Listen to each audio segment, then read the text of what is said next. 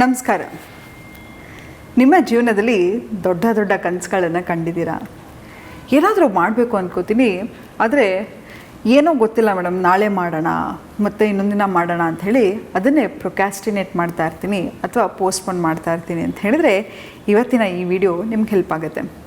ಎಷ್ಟೋ ಸತಿ ನಾವು ಏನೂ ಕೆಲಸ ಮಾಡಿರಲ್ಲ. ಮುಂಚೆ ಆದರೆ ತುಂಬ ಕೆಲಸ ಮಾಡ್ತಾಯಿದ್ವಿ, ತುಂಬಾ ಶ್ರಮವನ್ನು ವಹಿಸ್ತಾಯಿದ್ವಿ. ಆದರೆ ಇವತ್ತು ಈ ಸತಿ ಏನೂ ಮಾಡದೆ ಕೂಡ ನಮಗೆ ತುಂಬ ಟಯರ್ಡ್ ಅನಿಸೋದು, ತುಂಬ ಲತಾಜಿಕ್ ಫೀಲ್ ಆಗೋದು, ಏನು ಮಾಡಬೇಕಾದ್ರೂ ಒಂದು ಆಸಕ್ತಿ ಇಲ್ಲ ಅಂತ ಹೇಳಿದರೆ ಯಾತಕ್ಕೆ ಗೊತ್ತಾ? ಯಾಕೆ ಅಂತ ಹೇಳಿದ್ರೆ thanks to your overthinking. ಅತಿಯಾದ ಆಲೋಚನೆಯನ್ನು ಮಾಡ್ತಾ ಹೋದರೆ ನಮ್ಮ ಮನಸ್ಸು, ನಮ್ಮ ಮೆದುಳು ಎರಡೂ ಕೂಡ ತುಂಬಾ ಟಯರ್ಡ್ ಆಗುತ್ತೆ. ಎಕ್ಸಾಂಪಲ್, ಒಂದು ಉದಾಹರಣೆಯನ್ನು ಕೊಡ್ತೀನಿ. Okay, close your eyes. ನಿಮ್ಮ ಎರಡೂ ಕಣ್ಣುಗಳನ್ನು ನಿಧಾನವಾಗಿ ಮುಚ್ಚಿ, ನಿಮ್ಮ ಎರಡೂ ಕಣ್ಣುಗಳನ್ನು ನಿಧಾನಕ್ಕೆ ಮುಚ್ಚಿ. ಇನ್ಹೇಲ್. ಜೋರಾಗಿ ಯಾವುದೋ ಒಂದು ಖಾಲಿ ಮೈದಾನ ಇದೆ, ಅಲ್ಲಿ ತುಂಬ ಅತಿ ವೇಗದಲ್ಲಿ ಓಡ್ತಾ ಇದ್ದೀರಾ. ಎಷ್ಟು ಅತಿ ವೇಗದಲ್ಲಿ ಸಾಧ್ಯನೋ ಅಷ್ಟು ಅತಿ ವೇಗದಲ್ಲಿ ಓಡ್ತಾ ಇದ್ದೀರಾ. ಖಾಲಿ ಮೈದಾನ ಇದೆ, ನೀವೊಬ್ಬರೇ ಇದ್ದೀರಾ. ತುಂಬ ಎಷ್ಟು ಬೇಗ ಸಾಧ್ಯನೋ ಅಷ್ಟು ಜೋರಾಗಿ ಓಡಿ ಹಾಗೆ ಓಡ್ತಾ ಇರಿ. ಓಡಿ. Slowly open your eyes. ಸುಮ್ಮನೆ ನಿಮ್ಮ ಹಾರ್ಟ್ ಬೀಟನ್ನು ಟಚ್ ಮಾಡಿ ನೋಡ್ಕೊಳ್ಳಿ. Don't you feel the difference? ಅಲ್ವಾ? ನೀವು ಓಡಿದ್ರಾದರೆ ಇಲ್ಲ, ಬರೀ ಓಡ್ತಾ ಇದ್ದೀನಿ ಅಂತ ಆಲೋಚನೆ ಮಾಡಿದ್ರೇ ಕೂಡ ನಿಮ್ಮ ಹಾರ್ಟ್ ಬೀಟ್ ಜಾಸ್ತಿ ಆಗ್ತಾ ಹೋಗುತ್ತೆ. ಅದು ಕಣ್ರಿ ನಿಮ್ಮ ಬ್ರೈನಿಗಿರ್ತಕ್ಕಂಥ ಪವರ್.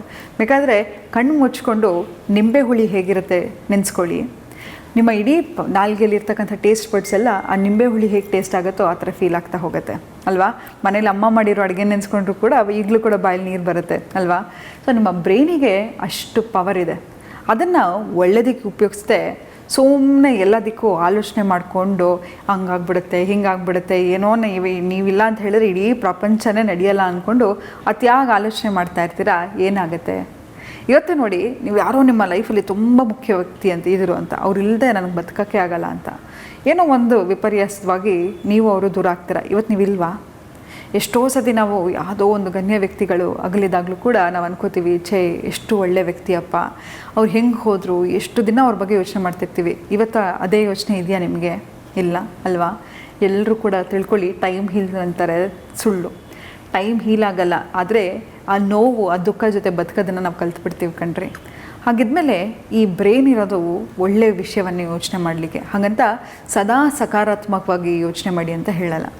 ಈ ಮೆದುಳಿಗೆ ಏನಾಗುತ್ತೆ ಅಂತ ಹೇಳಿದ್ರೆ ತುಂಬ ಆಲೋಚನೆಗಳನ್ನು ಮಾಡ್ತಾ ಇರ್ತೀರ. ಎಕ್ಸಾಂಪಲ್, ಈಗ ನಾನು ರೆಡಿ ಆಗಿಬಿಟ್ಟು ಹೋಗಬೇಕು, ಶೂಟಿಂಗಿಗೆ ಬರಬೇಕು ಅಂತ ಇತ್ತು. ಶೂಟಿಂಗ ಬೆಳಗ್ಗೆ ಎದ್ದೇಳಬೇಕು, ಹಲ್ಲುಜ್ಜಬೇಕು, ಸ್ನಾನ ಮಾಡಬೇಕು, ಈ ಸೀರೆಗೆ ಇಷ್ಟು ನೆರಿಗೆ ಹಾಕಬೇಕು, ಹಿಂಗೆ ಉಟ್ಕೋಬೇಕು, ಹೀಗೆ ಮೇಕಪ್ ಮಾಡಬೇಕು ಅಂತ ಎಲ್ಲವನ್ನೂ ಯೋಚನೆ ಮಾಡಿದ್ರೆ ಅಯ್ಯೋ ಹೋಗಪ್ಪ, ಯಾರು ಶೂಟಿಂಗ್ ಮಾಡ್ತಾರೆ, ಅದು ಕ್ಯಾನ್ಸಲ್ ಮಾಡಿಬಿಡೋಣ ಅಂತ ಅನಿಸುತ್ತೆ ಅಲ್ವಾ? ಸೊ ಪ್ರತಿ ಸತಿ ನಿಮ್ಮ ಜೀವನದಲ್ಲಿ ಯಾಕೆ ಅಷ್ಟೊಂದು ಆಲೋಚನೆ ಮಾಡ್ತೀರಾ? ನಾಳೆ ಅನ್ನೋದನ್ನು ನೀವು ನೋಡಿದ್ದೀರಾ?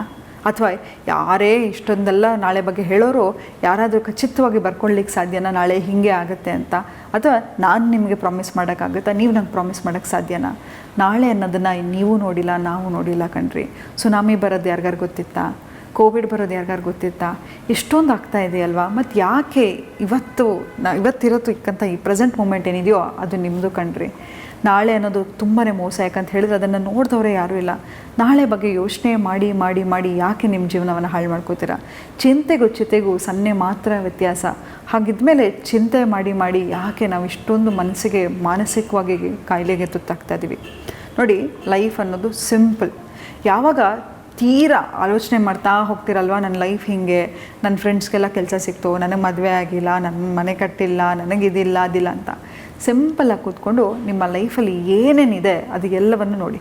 ಸುಮ್ಮನೆ ಕೆಲವು ಸತಿ ಆಫೀಸಿಂದ ಮನೆಗೆ ಹೋಗ್ತೀರಾ, ಆಗ ರೋಡಲ್ಲಿರೋರು ಒಬ್ಬ ಸೈಕಲ್ ಓಡಿಸ್ಕೊಂಡು ಹೋಗ್ತಾ ಇರ್ತಾರೆ, ಒಬ್ಬ ಪಾಪ ವಯಸ್ಸಾಗಿದ್ರು ಕೂಡ ಕೂಲಿ ಕೆಲಸ ಮಾಡ್ತಾ ಇರ್ತಾರೆ. ಏನೋ ಅವ್ರ ಜೀವನ ನಡೆಸಬೇಕು ಅಂತ ಪ್ರತಿಯೊಬ್ಬರು ಒಂದು ಯುದ್ಧವನ್ನು ನಡೆಸ್ತಾ ಇರ್ತಾರೆ ಕಣ್ರಿ. ಅದನ್ನೆಲ್ಲ ಕಂಪೇರ್ ಮಾಡಿದರೆ ನಿಮ್ಮ ಲೈಫಲ್ಲಿ ಏನಿದೆ ಕಂಪ್ಲೇಂಟ್ ಮಾಡೋಕ್ಕೆ ಹೇಳಿ? 3 ಹೊತ್ತು ಊಟ ಸಿಗ್ತಿದೆ, ಮನೆಯವರಿದ್ದಾರೆ, ಎಲ್ಲರೂ ಚೆನ್ನಾಗಿದ್ದಾರೆ, ಇರೋಕ್ಕೆ ಮನೆ ಇದೆ, ಓಡಾಡೋಕ್ಕೆ ಚೆನ್ನಾಗಿ ಫಂಕ್ಷನಿಂಗ್ ಲೆಗ್ ಇದೆ ಅಲ್ವಾ. ಎಷ್ಟೋ ಜನ ನೋಡಿ ಬೆಳಗ್ಗೆ ಎದ್ದ ತಕ್ಷಣ ಹಾಸ್ಪಿಟ್ಲಲ್ಲಿ ಇರಬೇಕಾಗತ್ತೆ, ಅವರು ಯಾವ ಹಾಸ್ಪಿಟ್ಲಲ್ಲಿ ICU ಇರ್ತಾರೋ ಯಾವಾಗ ಹುಷಾರಾಗ್ತಾರಪ್ಪ ಅಂತ ಯೋಚನೆ ಮಾಡ್ತಿರ್ತಾರೆ. ಕೆಲವ್ರು ಯಾವುದೋ ಒಂದು ಆಕ್ಸಿಡೆಂಟನ್ನು ಮೀಟ್ ಮಾಡಿರ್ತಾರೆ, ಅದು ಯಾವುದೂ ನಿಮ್ಗೆ ಆಗಿಲ್ಲ ಅಲ್ವಾ. ಮತ್ತು ಯಾಕೆ ಇಷ್ಟೊಂದು ನಿಮ್ಮ ಲೈಫ್ ಬಗ್ಗೆ ಕಂಪ್ಲೇಂಟ್ ಮಾಡ್ತೀರಾ, ಇಷ್ಟೊಂದು ಯಾಕೆ ಆಲೋಚನೆ ಮಾಡ್ತೀರಾ. This life is for blessing ಕಣ್ರಿ.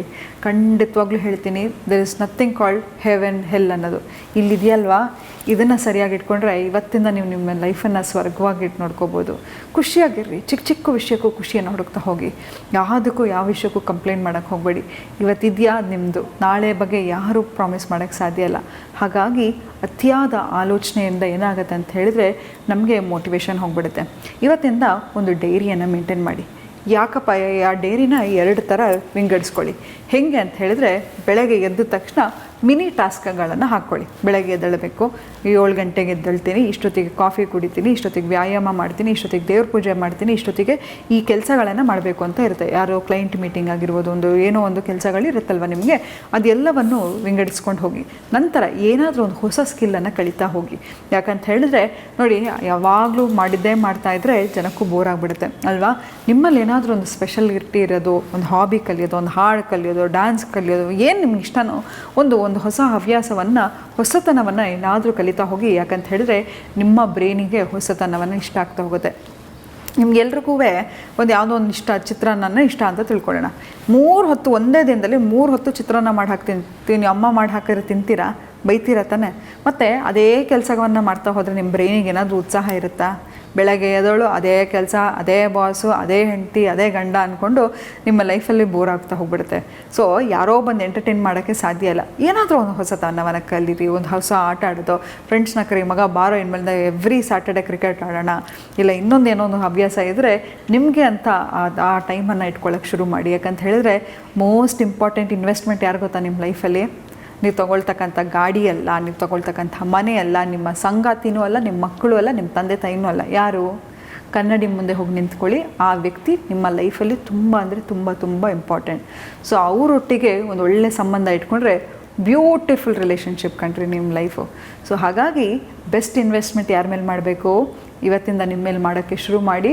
ಪ್ರತಿ ಸತಿ ಆಲೋಚನೆ ಬಂದಾಗ ಅಂದ್ಕೊಳ್ಳಿ, ನಾಳೆ ಅನ್ನೋದನ್ನು ನಾನು ನೋಡಿಲ್ಲ, ಸೊ ಹಾಗಾಗಿ ಇವತ್ತು ಈ ಮೂಮೆಂಟಲ್ಲಿ ಬರೀತಾ ಹೋಗ್ತೀನಿ ಅಂತ. ಇನ್ನೊಂದು ಭಾಗವಾದ ಡೈರಿಯಲ್ಲಿ ಏನು ಮಾಡಬೇಕು ಅಂತ ಹೇಳಿದ್ರೆ, ಗ್ರ್ಯಾಟಿಟ್ಯೂಡನ್ನು ಬರೀಲಿಕ್ಕೆ ಶುರು ಮಾಡಿ.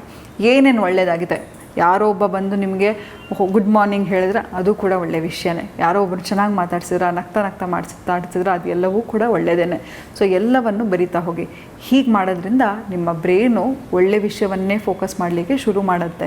ನಿಮ್ಮ ಬ್ರೈನ್ ಹೇಗಪ್ಪ ಅಂತ ಹೇಳಿದ್ರೆ ಒಂದು ಸಣ್ಣ ಮಗು ಥರ. ಅದಕ್ಕೆ ಒಳ್ಳೆ ಅಭ್ಯಾಸ ಹೇಳ್ಕೊಟ್ರೆ ಒಳ್ಳೆಯದನ್ನೇ ಮಾಡ್ತಾ ಹೋಗುತ್ತೆ, ಕೆಟ್ಟ ಅಭ್ಯಾಸ ಹೇಳ್ಕೊಟ್ರೆ ಕೆಟ್ಟದನ್ನೇ ಮಾಡ್ತಾ ಹೋಗುತ್ತೆ. ಸೊ ಚಾಯ್ಸ್ ಯಾರ್ದು? ನಿಮ್ಮದು ಅಲ್ವಾ. ಸೊ ಹಾಗಾಗಿ ಬದಲಾವಣೆಯನ್ನು ಶುರು ಮಾಡೋಣ ಇವತ್ತಿಂದ ಅಂತ ಹೇಳ್ತಾ ಇವತ್ತಿನ ಸಂಚಿಕೆನ ನಾನು ಮುಕ್ತಾಯಗೊಳಿಸ್ತಿದ್ದೀನಿ. ಧನ್ಯವಾದಗಳು.